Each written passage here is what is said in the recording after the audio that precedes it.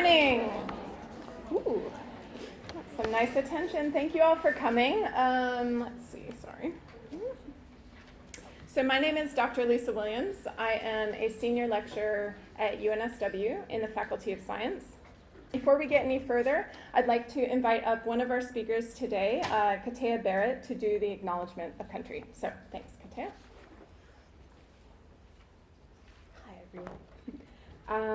I want to acknowledge the Kajigal people and the traditional custodians of the land and waters in which we meet today. I also want to acknowledge all the traditional custodians of the lands and waters throughout Australia and pay our respects to them and their cultures and to the elders past, present and emerging. All right. Thank you, Katea. All right, so, too many pieces of paper today. Are we back? We're going to go back to this slide. So part of the aim of today, Young Scientist Talks at this museum, is about busting stereotypes. Women can be, and as you'll see, are amazing scientists. But when most people imagine a scientist, unfortunately, a lot of people think of an old man, sometimes wearing a lab coat. We've got a stereotype about what a scientist looks like. Research has shown that more and more people, maybe if I asked you all to close your eyes and imagine a scientist, maybe you would think of a woman, and maybe you'd think of someone who is a scientist who doesn't wear a lab coat. These types of stereotypes are changing, but let's be honest, any person can be a scientist, and part of today is you guys learning about all the diverse things that being a scientist means. Being a scientist is about having a curiosity to understand the world. That's it. Anyone can have curiosity, right? So while we're at it, we're going to bust another stereotype. So I didn't tell you what type of scientist I am. If I asked you all to name all the fields of scientists, I reckon I'd hear biology, chemistry, physics. What do you reckon? Any others? Panelists? Marine science, great. But I'd be a little surprised if anyone nominated psychology. I am a social psychologist, and I am a scientist. What I do is I apply the scientific method to understanding how people think, feel, and behave. And specifically, I study how people act when they're feeling particular emotions. So when they're feeling proud, or when they're feeling grateful. And I reckon today would be a pretty good context to study how people act when they're super excited. What do you think? Yeah? All right, so I'm excited to get on with our speakers. So first up, I'm going to invite, again, Katea for our first talk. Thank you.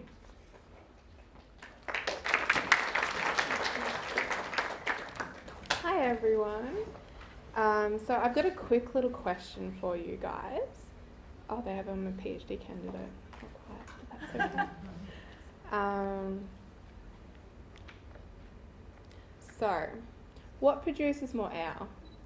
Who thinks it's our trees or who thinks it's the ocean? Hands up for forests. Who thinks it's our oceans? Wow. I'm really, really glad you guys did that because that is the correct answer. In fact, more than 70% of the air we breathe actually comes from our oceans. So this is why our oceans are so important for various reasons, like oceans regulate our climate, help keep, all the wacky weather in a stable state. It also provides a lot of food for a lot of people that live on our coastlines. It's also a very big, significant carbon sink. So, a little bit about me. I am an Indigenous woman from the Gumbaynggirr and Bundjalung tribe from the mid-north coast of New South Wales. I am also a marine scientist, predominantly interested in investigating the effects of changing climates and environments on marine animals. I'm also currently studying the Masters of Marine Science and Management at Macquarie University. So, where did I all start all of this crazy obsession for the oceans? As most people, I'm guessing, can kind of guess, it was dolphins that really kicked it off for me.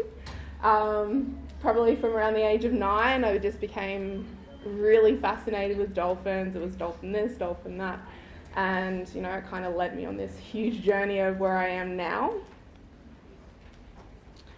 So where I all kind of really kicked off and started was when I decided to take a Bachelor of Science in Marine Science and Ecology at UNSW. I got to undertake some really, really cool things during the time I was studying there. I got to do a cadetship with Taronga Zoo, where I was partaking in different research activities and helping out with some really cool programs. Fast forward a couple of years later, I graduated and then signed up for more study because, yeah. I also was selected for a youth forum for people and wildlife in South Africa, I think in 2016, where I was really lucky enough to travel to South Africa and meet 34 other amazing conservationists and form a really cool network from that. I also got to partake in some really cool fieldwork up on Heron Island, where we studied coral bommies, which are big groups of corals, and just hang out snorkeling and do some really cool fieldwork. Finished the first year of my MRes and then transferred into the degree I'm doing now. So after the youth forum, we also then decided to form a international network for young conservationists, basically to help kind of facilitate, providing a network and providing support, because it was the one thing we noticed that in conservation there is quite a lack of support for young conservationists, whether you're a biologist, marine biologist, anyone who actually uses art as a form of getting around conservation awareness, even if you're into doing law. There's all sorts of different pathways into being a marine scientist, conservationist, and that type of thing. I think I'm actually running a little bit quick. Sorry, guys. Just also, my future focus will also kind of to finish off my current masters. I was also involved in a really cool program through the Foundation for Young Australians, where it focuses on building social enterprises. So I'll try and continue that work of making marine science a lot more accessible for Indigenous students, but as well just anyone in general, and just kind of get the visibility out there that there are so many different pathways to get into marine science.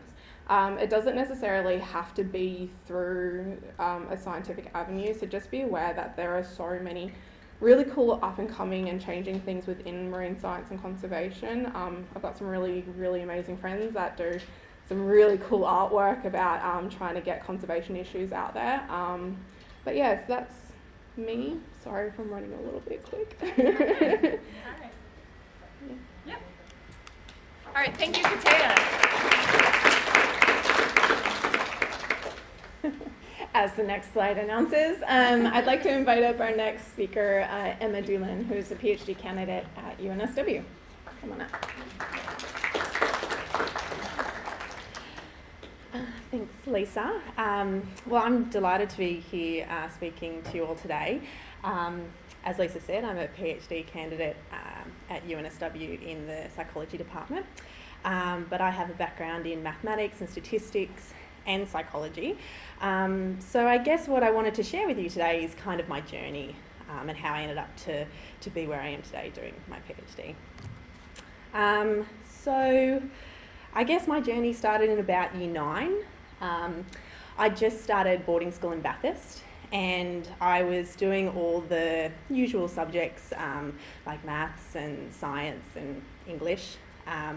But I also got to choose my own subjects, my electives, and at the time I chose what I was interested in, which was music and drama. And I guess what I found at this time was I was very interested in my electives, but I was also kind of interested in mathematics, in maths. And that interest for me kind of stayed with me throughout my entire schooling from year 9 to year 12. So much so that I took on the extension subjects in year 11 and 12 and yeah, still found that I was quite interested in maths.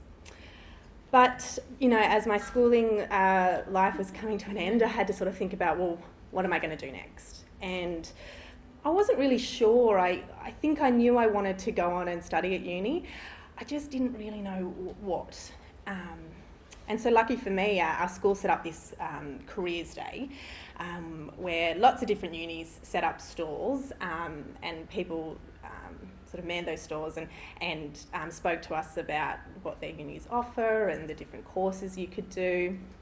And I got talking to this person, I can't remember which uni it was, at one of the unis, and they sort of just started asking me some questions, what do you want to do when you leave school?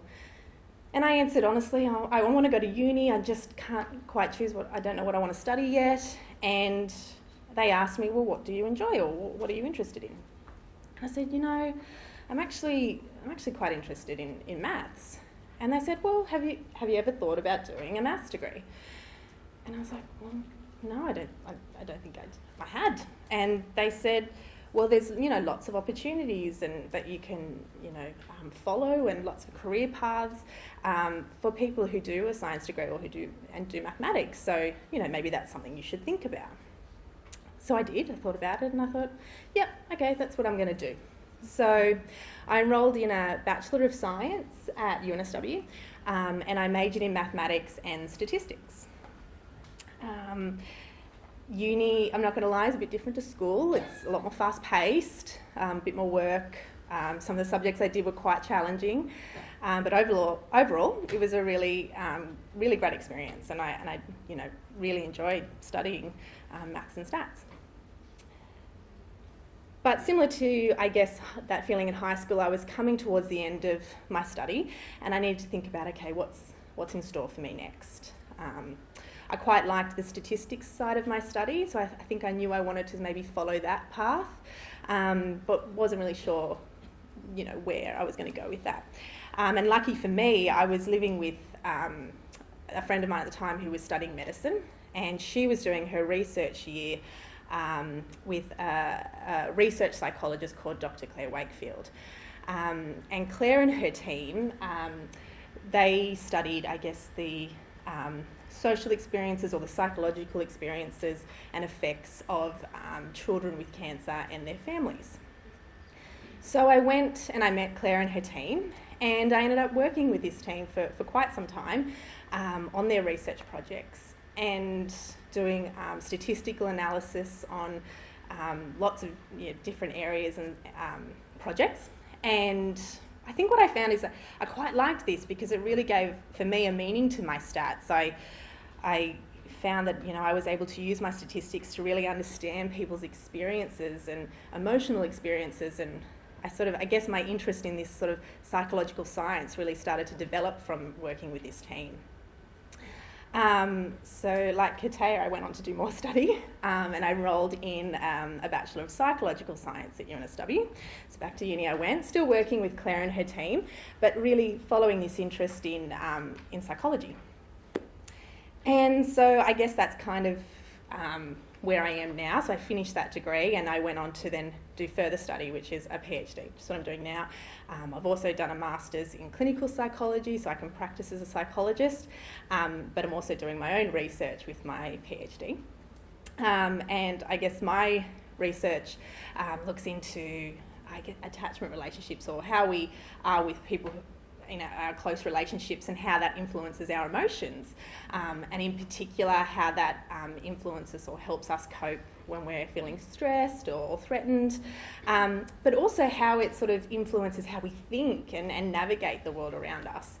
And I guess what I really love about my research is one of the perks is you get to go to conferences all over the world and share your research. So I share my research and I meet other scientists as well. And I think that, for me, it's just sort of able to combine my interest in maths and stats, but also this interest in psychology and human experience. So that's my journey. But I think the message I want to leave you young women with is that if you have an interest in science, then I really encourage you to, pursue that interest or explore that interest, because I think, as we'll hear today, and as we're already starting to hear, there are lots of different roles that you can go into as a scientist, and there is definitely a place for women in science. So, yeah.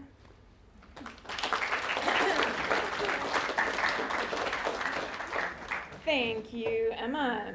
Okay, before we bring up our next speaker, I've got a brief activity, right? So we're going to get a little bit engaged here. You may be aware that it's International Women's Day, so happy International Women's Day to all of you.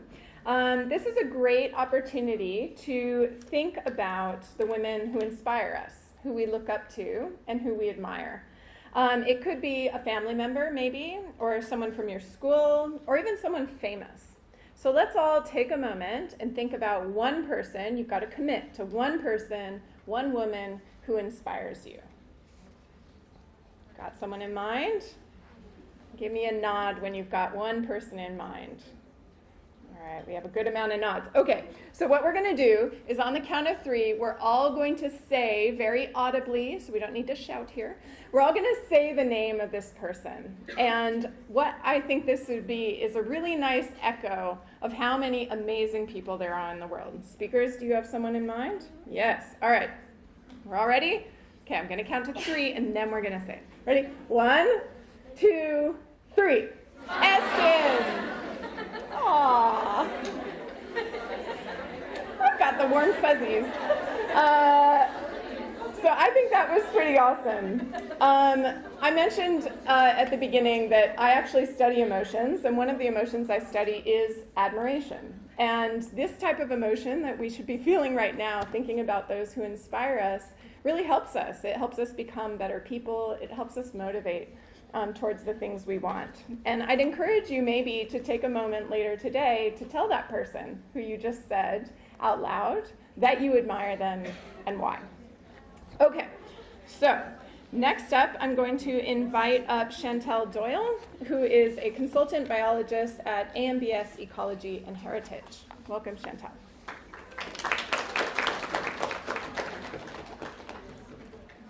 Hi guys. Thank you so much, Lisa. She's done some warm-up audience participation, which is great because I want to do audience participation too. Sorry in advance. And the reason I want to do some audience participation is because I don't really like talking about myself.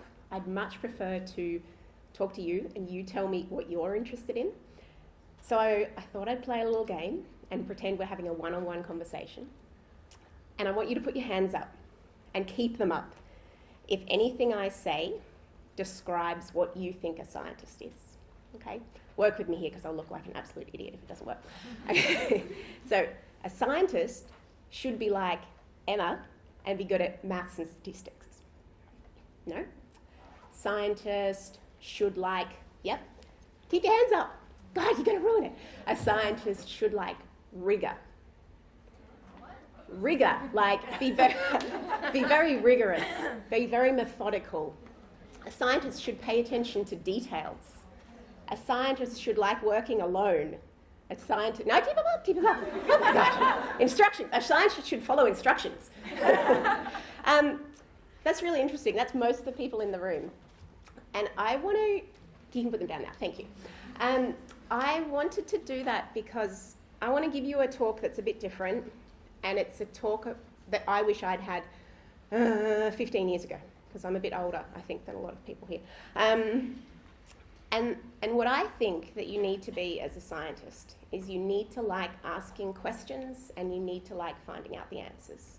Aside from that, I don't think any other skills really, really matter. You're curious, you're interested, you're engaged, and that should do you. Okay, this is one of my favourite quotes by Baba Doom, actually a Senegalese forestry engineer. It's just all about learning. And that tree there, so I'm a botanist by the way, that tree there is a xanthorrhea, and that is like a grass tree, 5 metres tall, 2.5 times my height. Absolutely incredible. That's some of the field work that I do with my job. So I thought, you know what, now that I've got my idea of science, which is just kind of asking questions and finding answers, I thought I'd better find out the official definition. And it's the pursuit and application of knowledge using a systematic methodology. And that is rigour. You've learned a new word today as well. Interestingly, I didn't even know science wasn't a thing until 1833. Prior to that, it was philosophy, which is kind of asking questions. A scientist is someone who gains and shares understanding and knowledge. That picture, by the way, is me doing a translocation of another threatened plant. for a road widening project. And based on that, I thought, you know what? What's my definition of a scientist? I think it's someone who likes to look for answers. They build on the knowledge of those that have gone before. A scientist is a storyteller who uses a repeatable and systematic method of asking questions and checking the answers to record the what, the how, the why we care, and the what next. That's me. You won't find that anywhere else.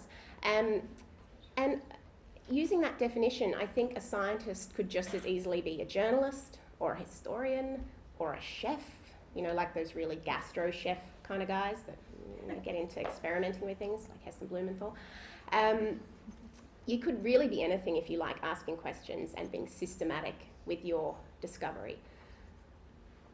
And the other thing about a scientist is actually, to be a scientist, you have to be very brave, because in documenting everything you do and in telling that story and then sharing it publicly, you have to be brave and you have to be very generous. Everything you do is shared and it's open for criticism. I thought I'd tell you what I do. I am a botanist. So I work for AMDS Ecology and Heritage. You can look at my LinkedIn profile if you want my whole sorted career. And I also am a science radio presenter for Eastside 89.7 FM. One of the other presenters is talking this afternoon, incidentally. It was an accident. Right now, I'm doing some history work, actually, on 2 threatened species recorded in 1803 and 1823 by the very first explorers that came across Australia. It's very cool. I get to drive around and find these species, and actually I found some of them. One's called Grevillea divaricata and the other's Acacia flocktonia. Go with Latin names. Some of the less glamorous work is working with developers and mining companies. I do weed monitoring and offset projects. Another really amazing project is funded by the Office of Environment and Heritage through the Saving Our Species program, and that is translocation of a critically endangered plant in Sydney. It's only known from 3 locations. It's called Herbaceous spinantha, and it was only discovered, it was only described in 2015. So even in Sydney, you can find new species. Plus, I'm a mum, and I also started my PhD 2 weeks ago. Surprise! Which is a crazy idea. So I wanted to give you a quick rundown on some of the biggest impediments to a career in scientist. And I'm going to be super honest, but not negative. It's time consuming to be methodical.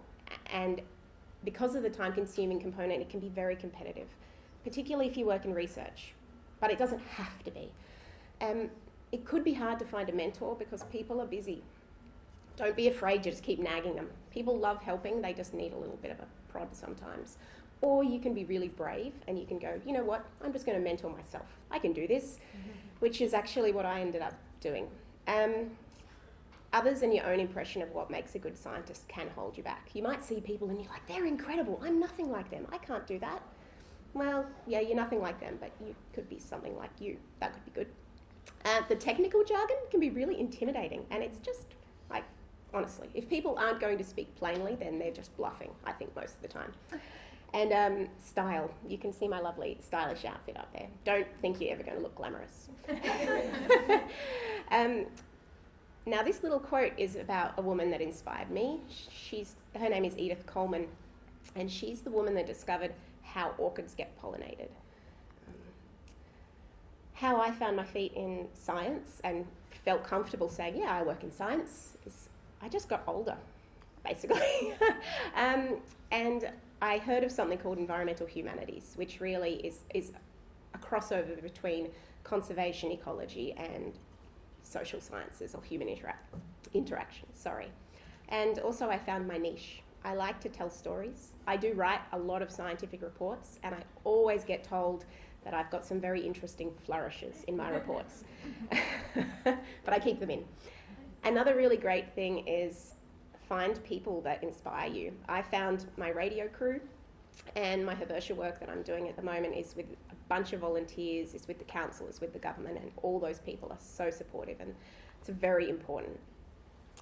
I think science is for you as a career, if any of the above or none of the above. Tick box. You like to learn, you're curious, you like to ask questions, you're good at statistics or maths, and I'm not. I'm rubbish at stats, and that's what held me back.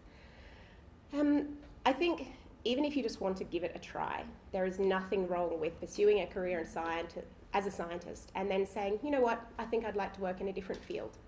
Because science teaches you critical thinking, and being able to ask questions and go, wait a minute, that doesn't quite make sense, is a marvellous skill in any profession.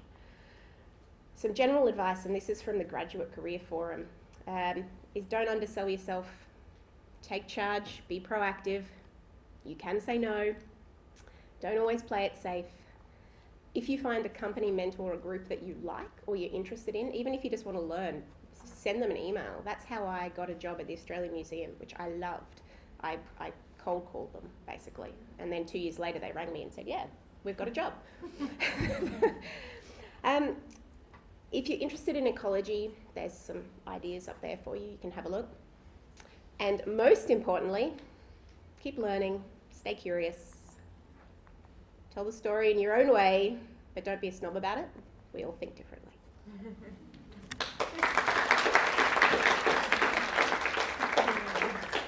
Thank you, Chantal. All right. Without further ado, I'm going to invite up our next speaker, who is Anna Emerson, who's Senior Site Reliability Engineer at Google. Welcome up.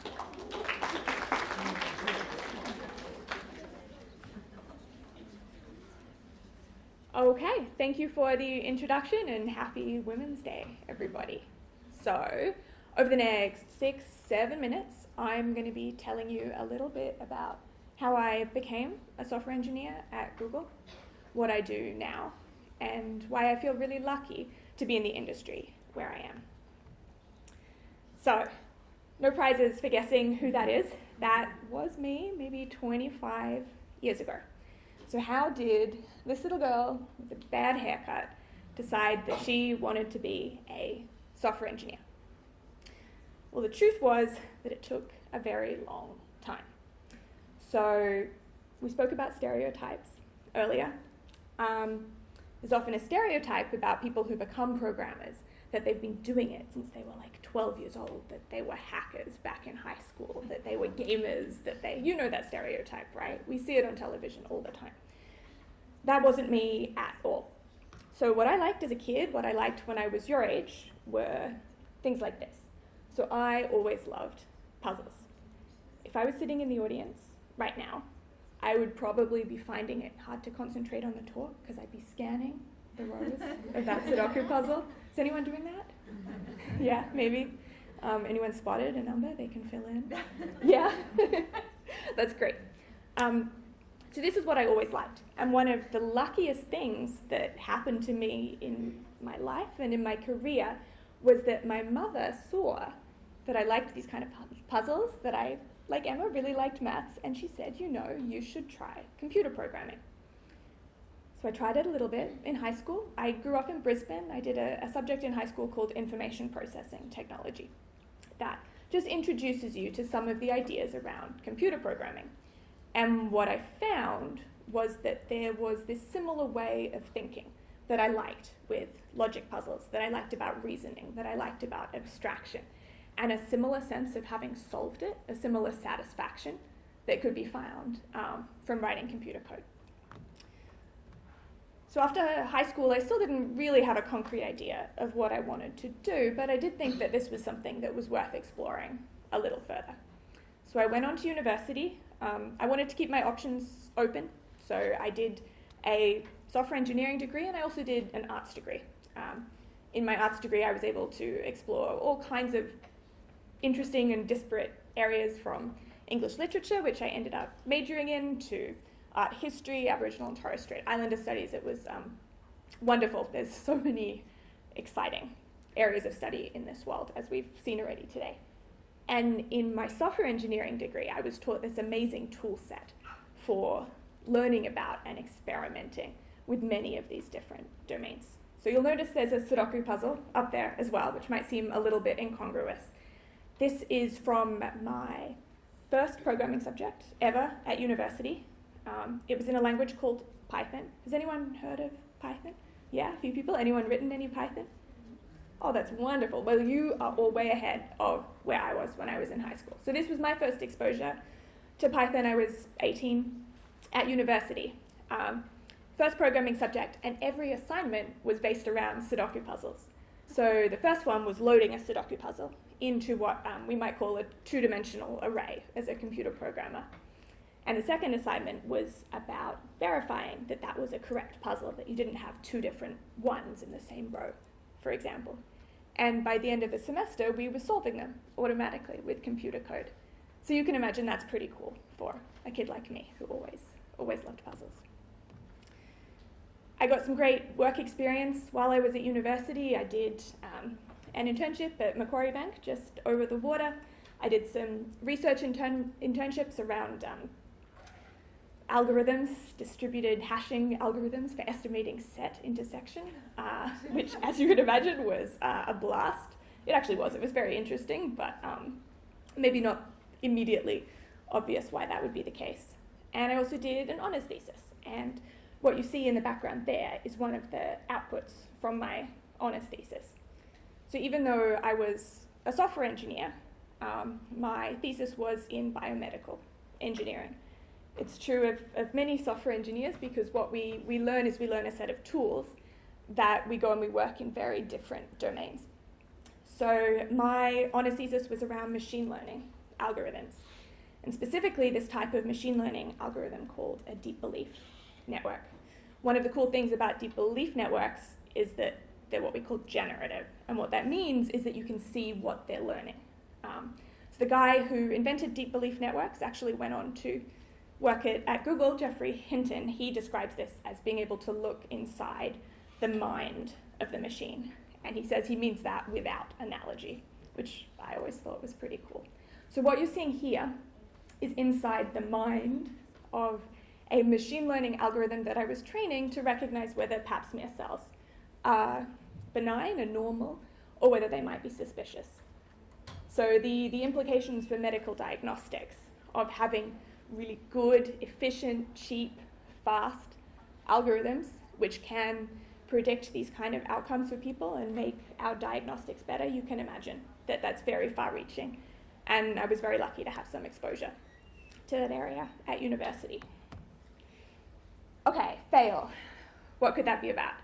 It's not about my grades at university. I really liked university.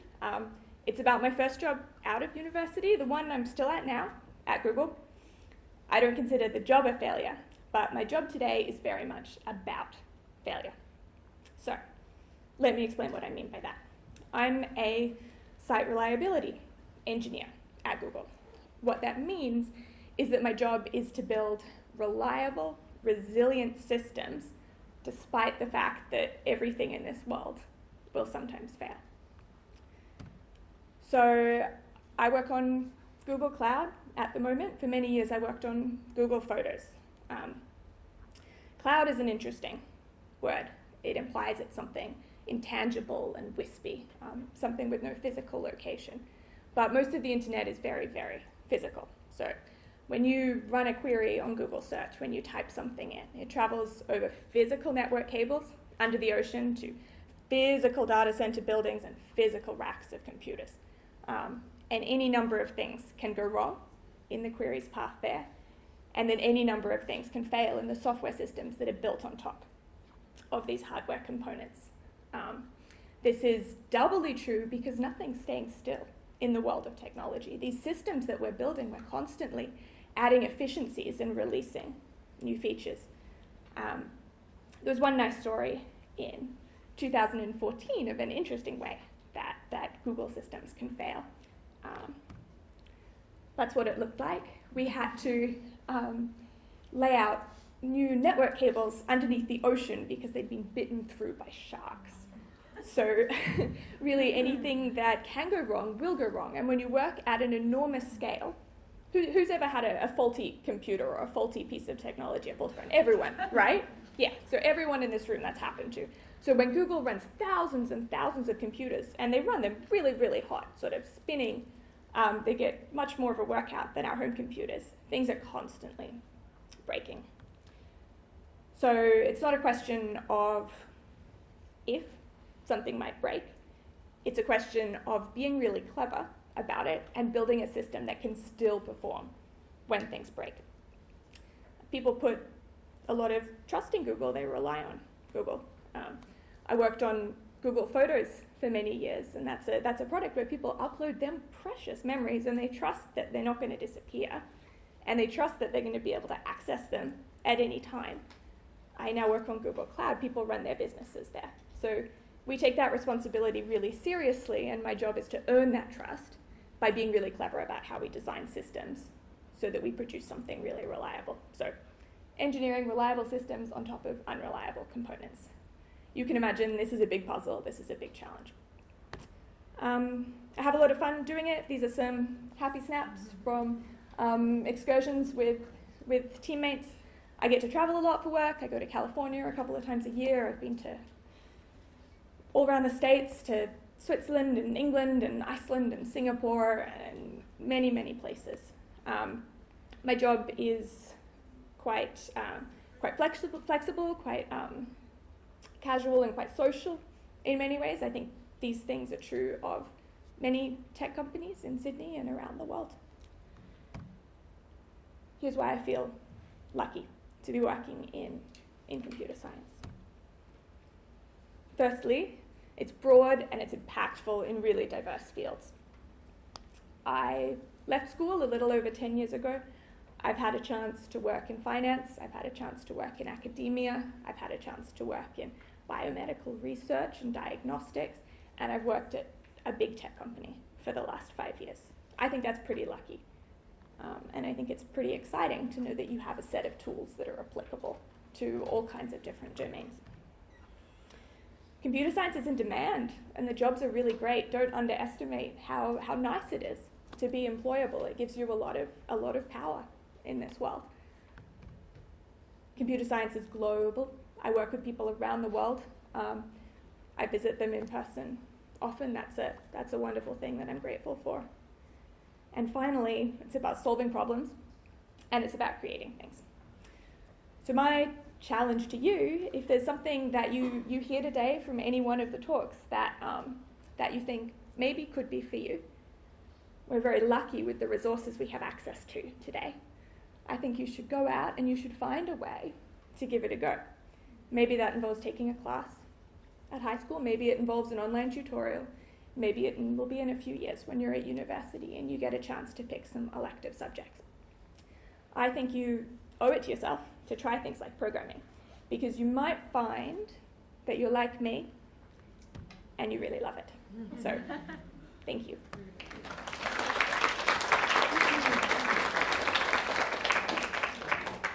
All right.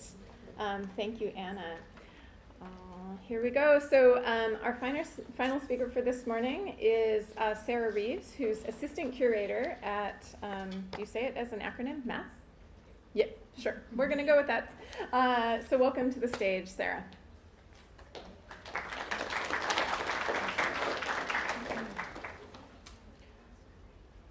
Okay, thank you so much, Lisa. It's wonderful to be here today. So I guess what I thought I would talk to you guys about, it's sort of very obvious listening to the other speakers today, what their sort of science background is, how they maybe got into those careers by studying science, but how does a curator relate to science? So that's what I thought I would talk a little bit about today, is kind of my history, what I did in school, what I've studied at university, and how I got to be at the museum where I am today. So I studied at university a general Bachelor of Science, but my story really begins before that, in high school or maybe earlier, where, like a lot of the other people you've heard from, I was curious about the world. We always kind of joked in my family that dinner times were science lessons. If we went to the circus, we would have to talk about, how the trapeze worked afterwards and things like that. And I really loved that. I thrived on learning about how the world worked. I was kind of your stereotypical nerd at high school, which not everyone is, and it's not a requirement for being a scientist, but I loved it, and so I took physics, chemistry, biology, maths, extension maths, and had there been more science subjects, I almost certainly would have studied those too. English was unfortunately the bane of my existence. But so I took a Bachelor of Science, and there I studied physics and chemistry. I dropped the biology by that stage because I was not good with dissections, it turned out. And during my degree, in my 4th year, I undertook honours, and so that gave me my first experience in actual scientific research, and I found it very different from the coursework that I'd done the first 3 years of undergrad, and that I was actually much more suited to it. So I finished my degree, but still didn't really know what I wanted to do, that's kind of why I'd undertaken the science degree in the first place. I knew I loved science but didn't know what to do with it, and my parents said, well, you know, do a science degree, it's very general, you can figure out what you want to do kind of while you're studying. But I still had no idea. So I went to Africa. I took a gap year, I took a year off, I worked in a pretty uninteresting job as a receptionist at an optometry practice, and at the end of that year with the money that I'd saved up, I spent 2 months in Africa, I went on safari, I climbed Mount Kilimanjaro, and it was a fantastic experience. The specifics of exactly what I did in my gap year, though, is not really important. What was, I guess, important for me was, at the end of my honours year, having been involved in this research, a lot of people that I was working with, my supervisor and other professors in the department, they were saying, oh, you're going to do a PhD next year, right? And I was like, I'm not sure about that. It was a big commitment. You're committing to another 3 to 4 years of studying, and I wasn't sure if that was right for me. So I took the time off, and ultimately I decided that that was right, but I think I would not have felt so comfortable with that decision had I not taken some time to really think about what was right for me first and not just doing what people expected of me. I think that was really important. So my PhD, I was actually studying, I like to tell people that I was studying how galaxies evolve and grow. Like most research, the actual specifics of what I was doing was quite different from that. I was trying to figure out how far from the centre of a galaxy can you detect hydrogen gas in H1 absorption. So, you know, you don't need to understand what that means, but the point is often in research you are working on quite a narrow question, but that's part of a bigger picture. And again, I really enjoyed that research. I was working with giant radio telescopes, so not telescopes that you look through that detect the optical light that your eyes see. In fact, even optical telescopes, when they're big professional facilities, you don't sit and look through. It's all now operated by computer, and you get your data essentially on a hard drive or a file that you download from the archives, and you analyse that using computer programming. So I learned a whole range of new skills as well as applying kind of the rigour of scientific investigation. It was a really fun time. These are some pictures of the kinds of galaxies that I was studying. So in the bottom right there you can see the image on the left and on the right are of the same group of galaxies. The first one is seen through an optical telescope, and it shows you the light from the stars. The one on the right is the same group of galaxies but seen with a radio telescope. And so what I was doing was using this completely different view to understand what was going on with these galaxy systems. It was a really fun time as well. I was incredibly fortunate that the research group I was part of, it was what's called an ARC Centre of Excellence, had a bunch of funding, and so I was able to do a lot of travel. I went to the Netherlands and Germany on a couple of different occasions to present at conferences, to work with collaborators, and it was a really, really enjoyable time. And while I was doing that, it's probably no secret that doing a PhD doesn't bring in a lot of cash. So I was actually working in a couple of different casual jobs to keep food on the table, essentially. So I worked as a nighttime guide at Sydney Observatory, and I also did a lot of tutoring at uni, so to undergraduate students in their physics courses. And that was something I found really rewarding, and it kind of surprised me, but I really found that process of sharing knowledge incredibly valuable. So kind of by the end of my PhD, ended up taking more like 5 years in the end, I decided that I wanted to move into science communication. And that is where the museum comes in. So I am, as Lisa says, I'm at MAS, which is the Museum of Applied Arts and Sciences. That includes Sydney Observatory, where I'd been working as a guide, the Powerhouse Museum, where I'm based now, and a third one that some of you, if you're from sort of Western Sydney, might have heard of, but not many people have, the museum's Discovery Centre in Castle Hill. It is fantastic working at the museum. After doing astronomy and such narrow topics for such a long time, it's wonderful to branch out and rediscover all these parts of science that I really love, chemistry and biology and health and medicine and how computers work and stuff like that. I've met some really cool people, whatever you think of politicians. I had the opportunity to meet Bill Shorten at a conference that I attended in my role. I met Brian Cox. That is not me staring at his butt in that photo. But right now, I'm actually working on the museum's exhibition for the Apollo 11 moon landing anniversary later this year. So I get to do a whole variety of things, but essentially my job is to communicate science through the museum's vast collection, which comprises about 500,000 objects. So I consider that I'm incredibly lucky to be there, but I would not be where I am today, I guess, if not for the scientific studies that I'd undertaken along the way. So, yeah.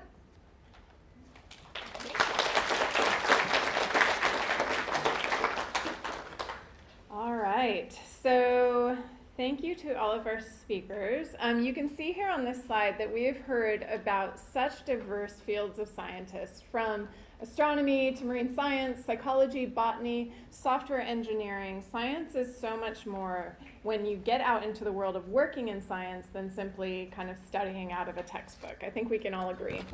So pretty soon we're going to open up to questions. So you should have been percolating these questions in your brain as our fantastic speakers were talking.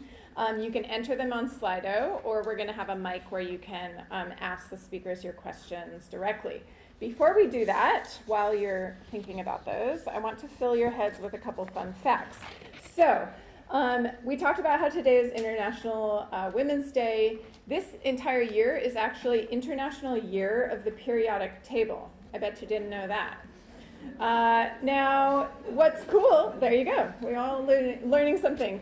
So the periodic table has over 100 elements in it, and when it was discovered, lots of women didn't actually work in science, but when we dig through the history, we find out that actually at least 4 of the elements were discovered, full stop, by women. So I want to tell you about those 4. The first one is rhenium by Ida Roddick in 1925. She named the element after the Rhine River in Germany.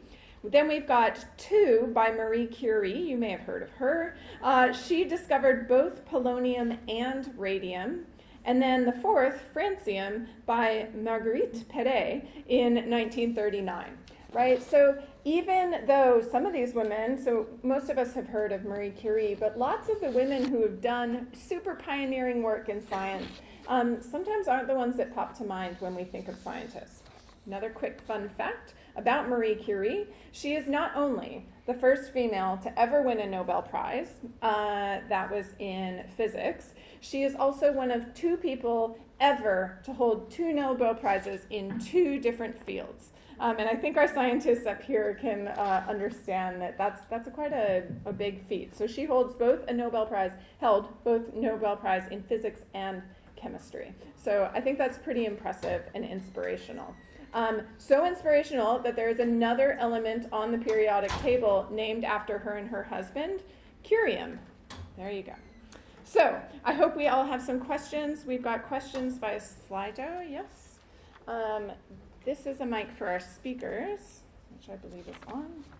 Is this on? Yes, it is.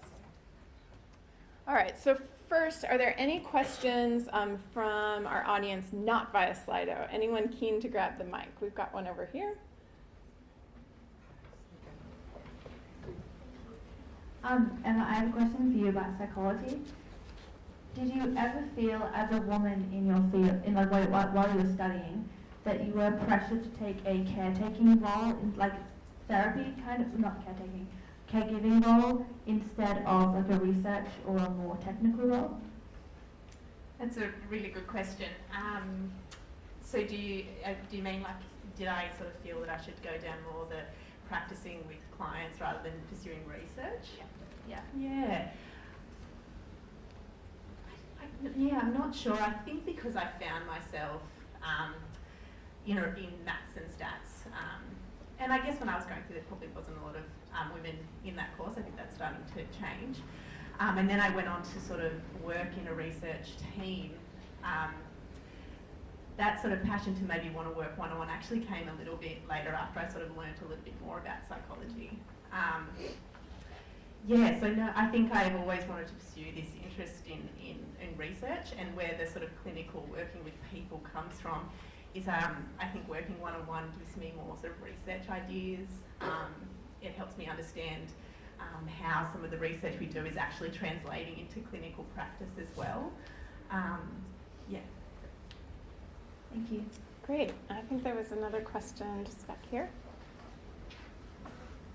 Hi, my question's for Kataya. How has climate change affected you in your study? Like, has it spurred you forward? Has it provided a source of motivation to keep on studying and researching and discovering new things? That's a really good question.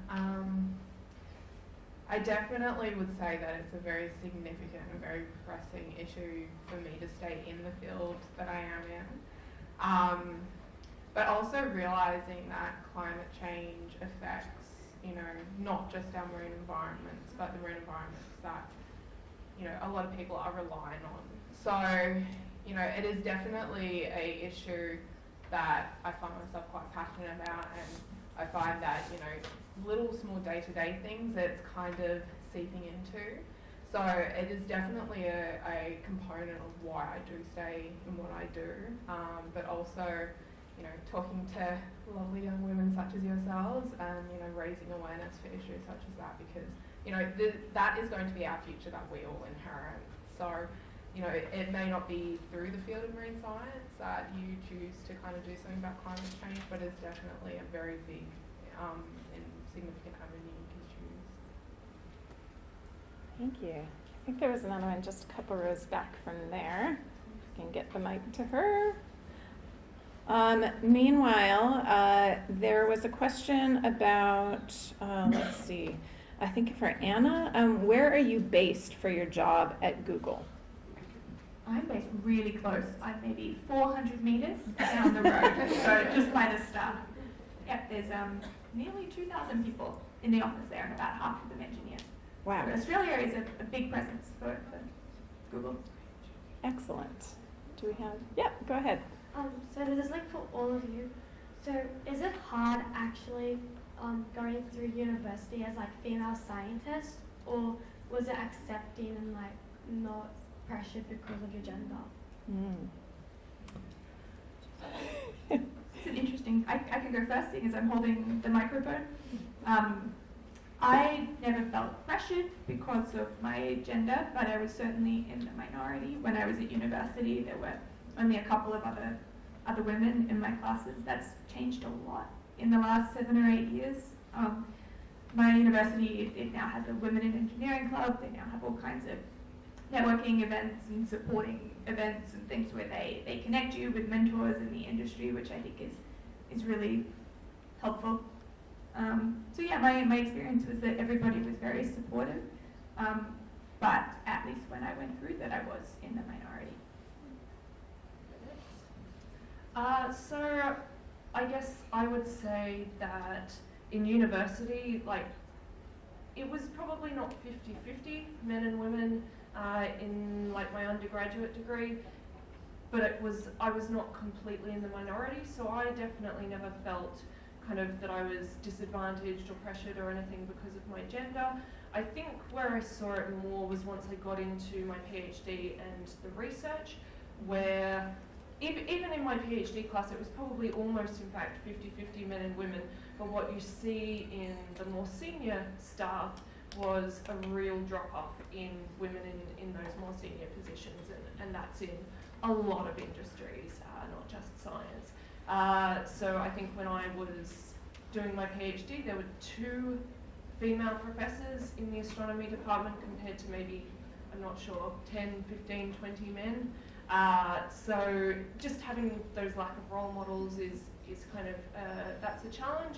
But like what Anna said, there's a lot of now initiatives to mentor women, to make sure that there are those role models and those opportunities. So I think a lot is changing now. I'll be really quick. I mirror that. Uni was awesome. I loved it. I had no concept that there was any idea of gender bias until I started working. And I worked in an interesting rural area. And in that instance, I was at a minority, and I worked with a lot of women that actually really just stayed at home and looked after kids. And I was like, what, this happens? Oh my gosh. But it was just because I've never been exposed to it. And I mirror the women do tend to drop off as you rise through the ranks. I have a kid now, and I'm lucky in my workplace that they let me have flexible hours, and trying to go away from home and work 12 hours a day for 14 days in a row is not possible. So my company paid for my baby to come with me. So it's changing, and it's very supportive. So if you find someone that supports you, stick with them, I reckon. Dear. Yeah, I think similar to what everyone said. I loved uni. It was a great experience. There was less women when I was doing my mathematics and statistics study, but then when I went back to do psych science, there was certainly a lot more women in that degree and in that field. So I think similar to everyone else. Yeah, pretty much the same. I mean, there are quite a lot of females in marine science. But again, as you kind of get up to the higher end of, being the head of your department, the head of your lab, or, the dean of science, there are not a lot of women that are very present in those particular roles. Luckily, we're seeing some amazing women that are kind of pioneering the pathways so that we do have those role models present. So we're getting there. Also, I think we can all say you are role models. So as we build the numbers of women in science, all of us become inspirational to anyone younger than us or even older than us about the fact that women can do science. There are a couple questions I think we can tick off pretty quickly while you have the mic, Katea. A couple questions about what do you do if you want to go into marine biology, but your marks in high school maybe not so great, and then also what you studied at university to become a marine biologist. So we have lots of how do we do what you do question. So in regards to marks, there are lots of pathways to get into uni. So regardless of what avenue you do decide to pursue, there are definitely schemes to help get you there. I will say that I was not the best student in high school. I was not the best student at maths. I really did not like maths. But I actually now really love statistics. Still not so much the maths part, but more the conceptual understanding of what stats allows me to kind of explain about what I do. But yeah, honestly, have a really good talk to university representatives, because they are the best people that are positioned to kind of give you that information about what schemes and resources are available to you. And even if you do decide to go to university, if you have the opportunity to do a Bachelor of Arts or a generalised degree, that will give you the opportunity to transfer into a Bachelor of Science if you want to do marine science. The courses that I took during my university degree were pretty much a set pathway. So usually when you get to university, you'll have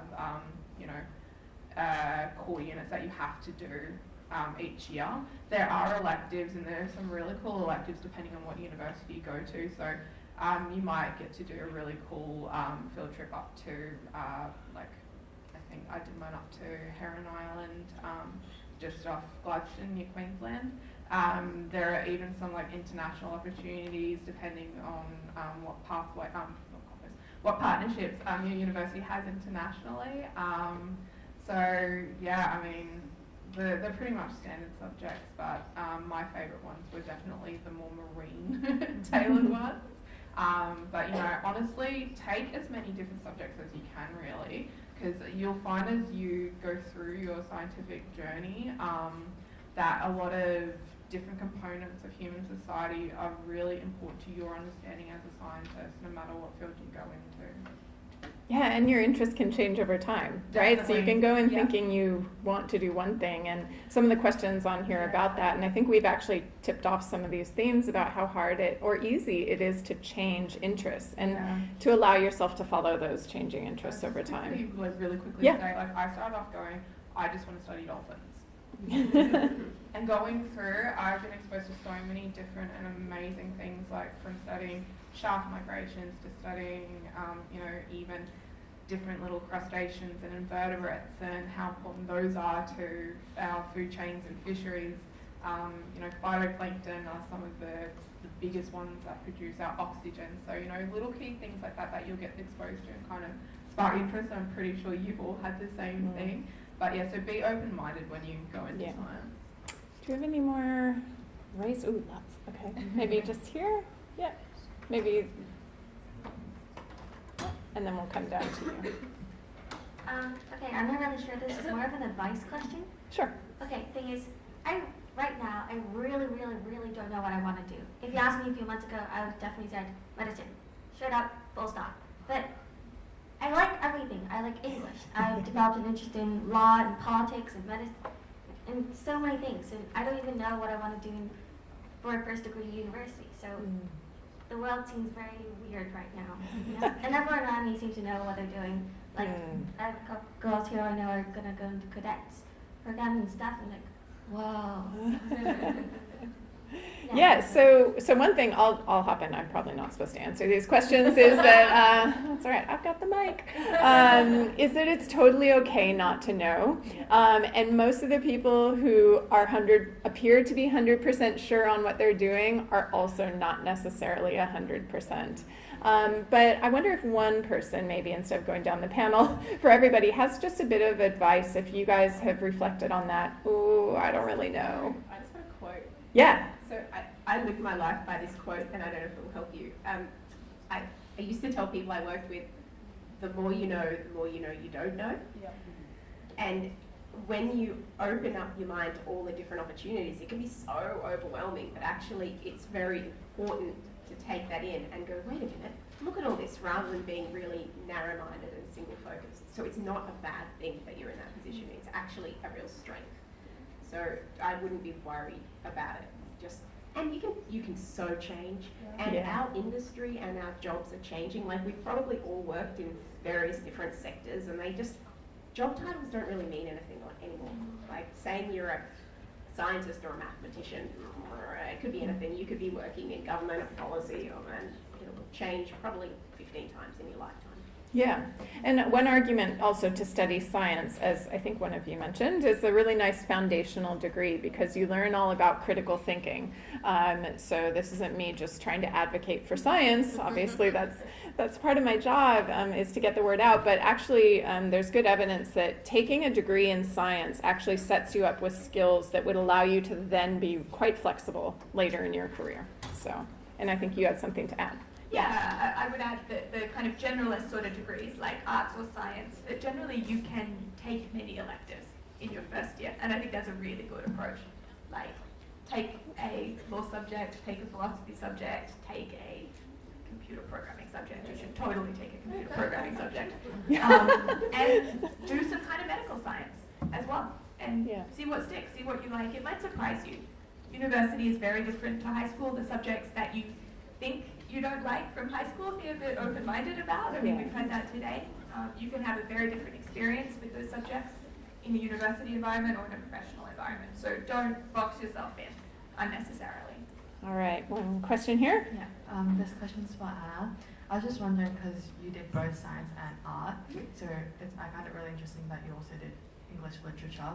So I was wondering how you balanced the two out, and like what were the main differences you felt while doing the two, and I was wondering how you pursue your other interests while still doing science. Yeah, that's a great question. I mean, we've heard science characterized today as curiosity. And I think that's a great characterization, because that doesn't just mean a particular set of observations about the physical world. Like, everything is in scope. So we've we've heard from people studying psychology today, both with Lisa and Emma, who do that professionally. I think English literature is a tremendous way to study psychology as well. And it uses a slightly different tool set. It's not a tool set of the scientific rigor, but it still shows a deep curiosity about the way that people are and about the way our world is.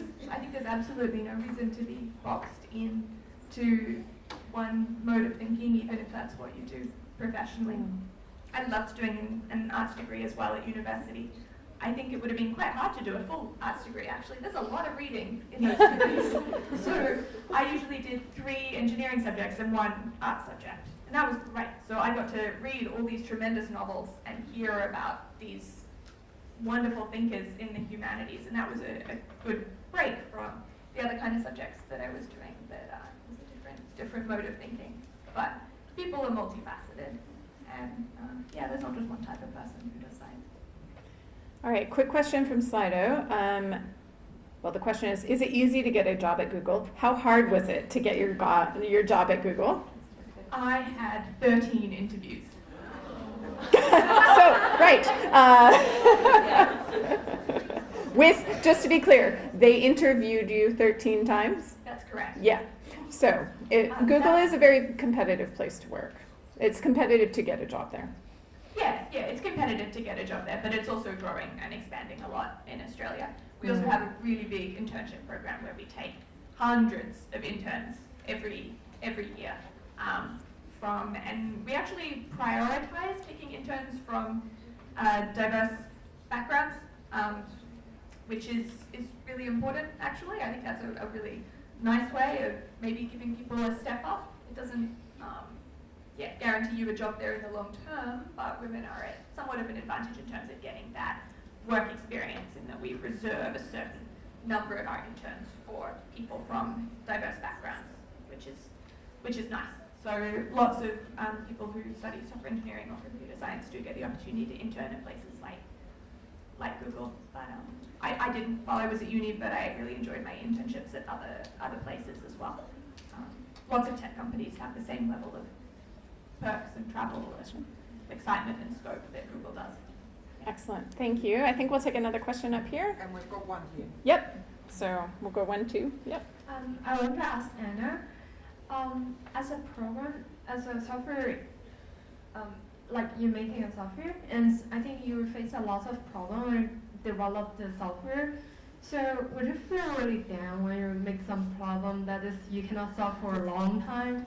And how you can face the negative emotion? Right, that's a great question. Do I feel down when I can't solve something? Look, sometimes when you've been banging your head against something, I try not to. You know, I think generally if you're in a good work environment, there are people around to help you with things. And difficult things take time, you know. I mean, all of us are doing difficult work. It's not easy. That's why we do it. The women who discovered those elements in the periodic table, you don't just deduce that. So I think you have to be kind to yourself and you have to be patient. And it's natural to get frustrated. And if you do, I think you should walk away and go for a walk and come back. And sometimes it's easier. And if that doesn't work, try getting a good long night's sleep. And always be willing to ask for help. I think that's something that women often don't do enough. Women are often hesitant to ask for what they need, including the help they need. So I think you should be empowered to do that in your schooling, in your university, and in your professional life. All right. Do we have one here? And Yep. one there. Oh, we're running out of time here. Sure. Yes, go ahead. I just have a question for everyone. Do you ever feel that maybe where you're going isn't really the path for you, and how did you overcome that? I think I definitely do that. I feel like when I started to come towards the end of my first degree, and I sort of thought about, what am I going to do? I was actually like, do I want to do maths and stats? I'm interested, but is this really what I want to do? And I think how I overcame that was just taking some opportunities to get experience in what a career in that would look like. And so I think one of the opportunities was working in a psychology research team. So I was like, okay, I'll give that a go. And if I like it, then, you know, great. And if I don't, I'll look for something else. So it was sort of looking for sort of work experience, volunteering experiences, to help me make a decision, because, and I think we've said it, it's okay to change your mind, and science gives you a skill set that allows you to go down many different paths, so that you can sort of decide, you know, what you want to do, what you want to wake up every day and enjoy doing. Yeah. Anyone? And maybe we'll go to. Oh, yeah. Yeah. All I want to say is every single day, still. And it's okay. Yeah. Sorry, what was the question from again? So Just okay. So yes, I definitely had moments where I was unsure about what I was doing. When I was sort of finishing my honours and I was trying to make that decision about whether to do the PhD or not, I was extremely uncertain about committing to those, 3, 4, 5 more years of study, and taking that gap year for me was really important. But then I had those same kind of doubts arising towards the end of my PhD, sort of the last, I would say 18 months. I was really oscillating backwards and forwards about, did I want to continue pursuing scientific research, or did I want to go into science communication? And in fact, I was offered an astronomy research job in South Africa, which sounded phenomenal, and for various reasons, including that my partner had a job here, ended up turning it down. But while I was debating all of this, I spoke to my honours supervisor, who has been a great mentor for me through the years, and we're still in contact now. And we went for coffee, and she said to me, "Sarah, are you excited about those astronomy jobs?" And that was the question that someone needed to ask me. And I went, no, I'm not. And she said, "Are you excited about the idea of doing science communication?" I went, yes I am. And it kind of took someone to take that external pressure off of like what I should be doing, especially having invested kind of like 9-10 years in that career at that point, to I guess allow myself to listen to what I really wanted to do. So yeah, that would be my advice, is kind of, take a step back, think about what you really want and what you actually enjoy. And if there's someone that you can speak to who's a little bit outside of the situation and can give you some perspective, that would be really valuable. Yeah, I think that's great advice. We probably have time for maybe 2 more questions. So we've got one lined up here, and one down here. And then for the rest of you, the agreement is pop your questions into Slido, and we're going to ask all of the panelists to contribute to those answers after, and we'll make that available to everyone because we know you guys have heaps of questions. So is the one up here set to go? Do you think if you choose a double degree in uni, would it be too much things going around, or can you still manage? Right, double degrees. How many of you guys did double degrees? 2 of you. There you go. That's a great question. How it usually works, if there's not a higher load for every semester, you typically still do the same 4 subjects. Your degree just goes a little bit longer. And uni's really fun. It's fine to be there for 4 years instead of 3, or even 8, 9, 10 years is also fine. I did a double in arts as well, because I did a theatre component. I like acting. And the only thing that I noticed about doing a double is you don't go through with the same people. Like if you just did pure science or pure arts, you'd always have the same people in your classes, and you have some really cool friends. Whereas I just kept bouncing between different classes, different years, and it was harder to make good continuous connections and networks. Something to think about. Sarah, this one's for you. What are the different jobs in astronomy, and what do they do? So, I mean, what I was doing when I was doing my PhD was very much astronomy research, and within that there are many different branches that you can study. So I talked there about optical telescopes and radio telescopes. There's also telescopes that study X-rays in space and things like that. So that's what we call observational astronomy, where you're basically getting data from telescopes and you're analysing it to understand how things, whether it be galaxies, stars, nebulae, whatever, work.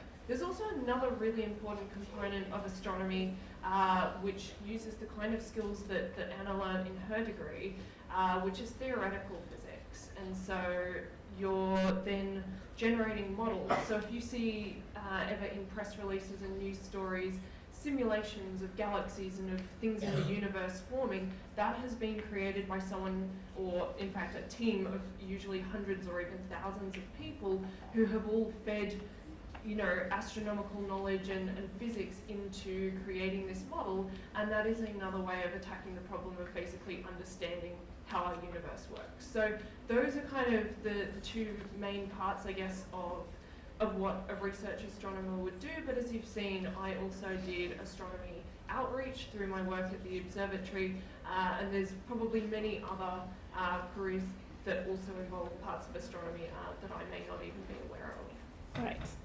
Okay, so before we wrap up this type of Q&A period, I want each one of you to quickly say, what was the question? I thought we'd grab this off, but you only have a few words to answer, so this is going to be challenging. What has been your highlight of what you've done in your career in science to date?